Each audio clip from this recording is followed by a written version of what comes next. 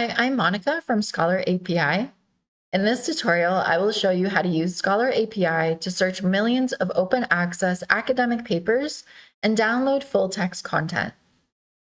ScholarAPI is a programmatic gateway to global academic literature collected from thousands of journals worldwide, and the best Google Scholar alternative for accessing literature at scale. So to start using ScholarAPI, first create an account. The sign-up page is straightforward and new users receive free starter credits. For this demo, I will sign in with an existing account and go straight to the dashboard. So the dashboard is the main hub of ScholarAPI. Here you can monitor activity, track usage, and build your first API requests. At the top left, the activity panel shows the number of requests from the last 24 hours.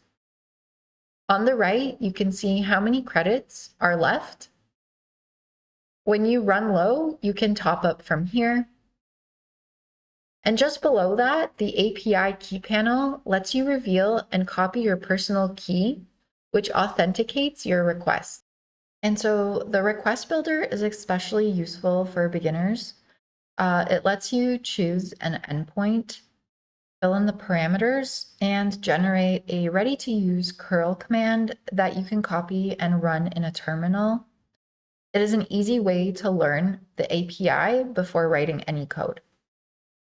Before we get started with searching for our papers, I will open up the terminal or command prompt and use the cd command to go to the folder where I want to save the files. Now we can start with the most common task, which is searching for recent papers in a specific area. Here I'll use the endpoint field and select search. I'll type in fiber optics in the query. I'll also restrict the results to papers indexed after the start of 2026. I'll set the limit to 3 results and require the full text. This keeps the result set focused and practical for a quick demo. Lastly, I will copy the API request and paste it into my terminal or command prompt. After pasting the generated curl command, ScholarAPI returns raw JSON. For clarity, I will pipe it through JQ so the output is formatted and easier to read on screen.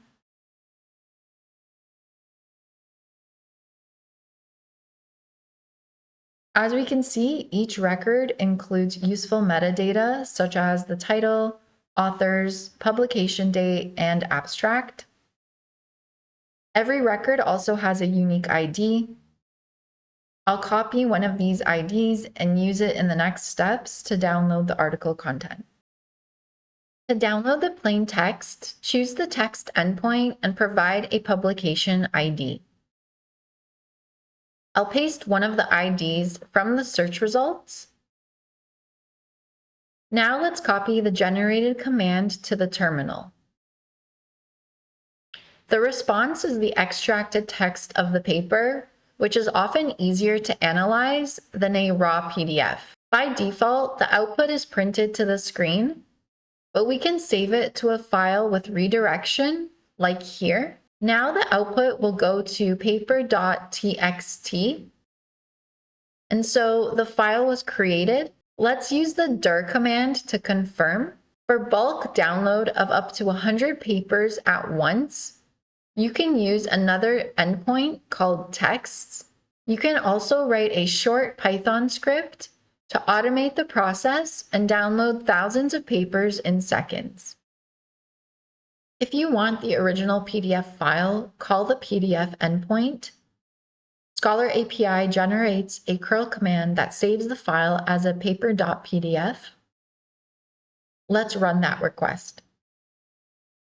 Again, we can see that the file was created successfully, so we can open it in File Explorer and view the original paper.